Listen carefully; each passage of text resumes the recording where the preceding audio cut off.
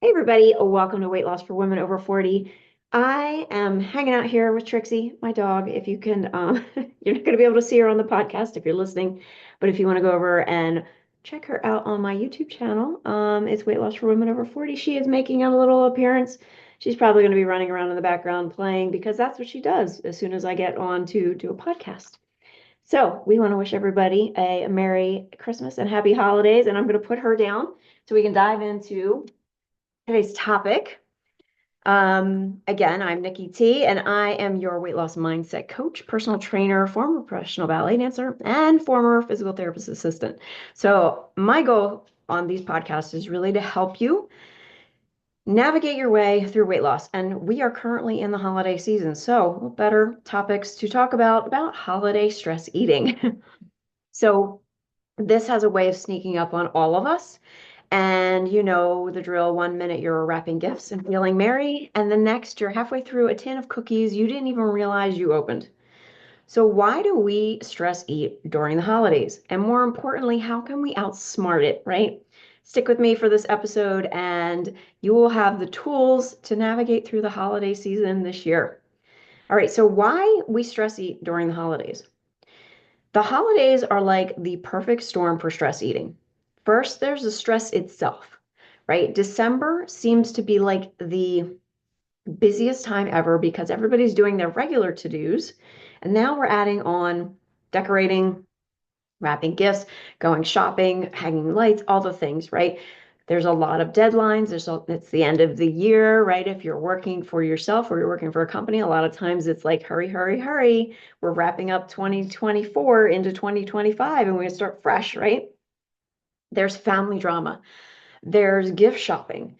It's enough. Like on a regular basis, most of my clients are not freaking out, but definitely stressed and overwhelmed about regular things. So add the holidays to that. It's a cocktail for stress eating.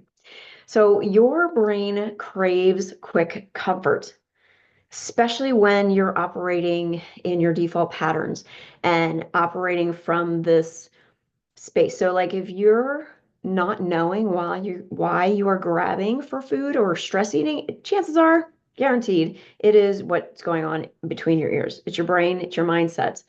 Your brain will always offer the option of like quick food, one to help you kind of numb out the feelings that you don't want to feel, or increase the dopamine hit that you're getting from the celebration part. So second, holiday foods are absolutely everywhere. There's cookies in the break rooms, chocolate in the stockings, appetizers at every party. It's like walking through a plethora of temptation. And let's not forget the nostalgia. So, holiday foods often remind us of happy times. So it's not a wonder that we turn to them when we feel overwhelmed. Now, for those of you who did not grow up in a happy time environment, those can also be triggers too, right? Especially if you're going back to family and, say you grew up in a quote unquote normal, healthy family, you're still going to have triggers. You're still going to kind of revert back to that younger version of you.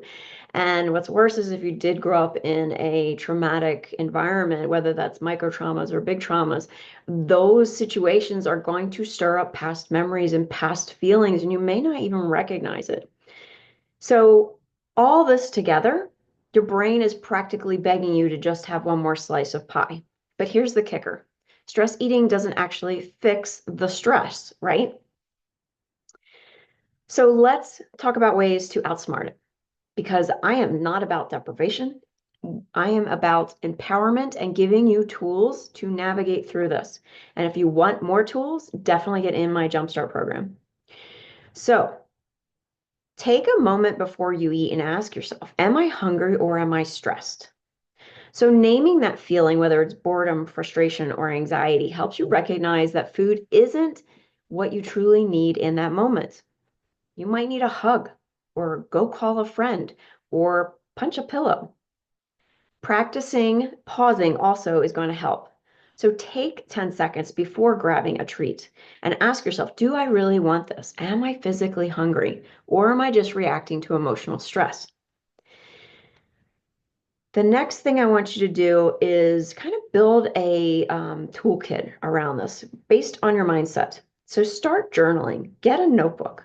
I love not fancy notebooks, but I have a particular notebook that I enjoy writing in. But if that's something that lights you up, get a notebook, get a nice pen that you like to write in, or just get like a marble notebook. It could be the most plainest, whatever, go to the dollar store and pick up a marble book, notebook. It doesn't matter. It's what you want to write in. So start journaling. Start writing down what you are experiencing in those stressful moments. You could even do a note on your phone. Just get it out of your head. Ideally, I like my clients to write because there is something kinesthetic about writing in a journal as opposed to typing or, using your phone to do it. But either way, get it out of your brain. The other thing you can do is take a walk, get some fresh air, get some clarity.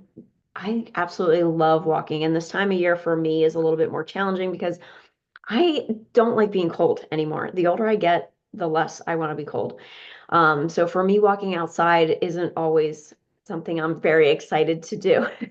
But if you can get outside, even if you get out on your deck or something, just get some fresh air. It helps clear your mind. You can also do some deep breathing exercises. This is going to calm down your nervous system.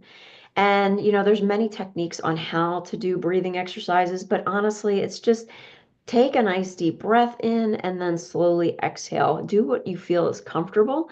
And if you feel a sense of yourself calming down, then you're doing it just fine. The other thing you can do, which is a fun thing, shake it off with a quick little mini dance party for one, or gather some people in, crank up your favorite holiday jam, and get your little boogie on. This not only helps because you tend to have, again, emotional connection with the music that you're listening to, but also moving your body helps release some of the energy that you're having with these emotional occurrences, right? So it is amazing how effective those three things can be. The key point I want to leave with you is distinguishing between brain hunger or emotional hunger versus physical hunger, right? You need to distinguish between the two of those because they are very different things. So, um, let's wrap up with a mindset shift. Okay. So instead of seeing the holiday season as a minefield of stress and overeating, think of it as a chance to practice self-compassion. And you get to practice this all day long. So I don't want you to think you have to get it perfect. It's really just awareness and one kind of decision at a time. You are not a robot. You are human. You're going to have emotions, right? If you didn't have emotions, you'd be a psychopath. You are going to stress eat at times. It's not the end of the world. One cookie is not going to ruin your progress. Even 10, 20 cookies in one shot is not going to ruin your progress over time. Just like one salad or one day at the gym isn't magically going to make you fit. So focus on what the holidays are really about, right? They're about connection, they're about gratitude, they're about joy. Food is just one piece of the holiday season. It is not the whole picture, it is not the end all be all. Remember, you are in charge of what you eat. And if you want more help on this, get into my Jumpstart program. You can learn more at weightlossforwomenover40.net/group. Also, keep an eye out for Crush Your Cravings. I am making this course available in the new year in 2025.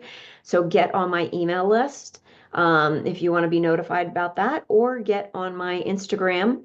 I would definitely get on my email list because that is where I'm going to tell everyone first. Because being on my email list, you definitely get some first crack at things that I put out. So if you want to get on that, just go grab my any of my free resources that are on my website. All right, so to recap, recognize when when your stress is like heightened and use the stress hacks that I recommended to help you respond in healthier ways. Also, savor the food that you truly love. I know I didn't really talk too much about that, but skip all the food that you can get any day long, any day long, anytime you want. And most importantly, treat yourself with kindness. We can be our worst enemy inside of our head. I know I've been there. It still creeps up sometimes, but treat yourself with kindness. Talk to yourself how you would talk to somebody else. I know for sure you would not want someone to talk to you the way that you talk to yourself. You would not be friends with them. You would block them. You would pretty much write them off completely. So talk nice to yourself. So thank you so much for spending time with me today here. And if you found this episode helpful, please share it with a friend who might need some holiday cheer and some stress busting tactics. Do not forget to subscribe so you never miss an episode. So here is to a joyful, stress-free holiday season. Merry Christmas and happy holidays to you and yours. And I will see you on the next podcast.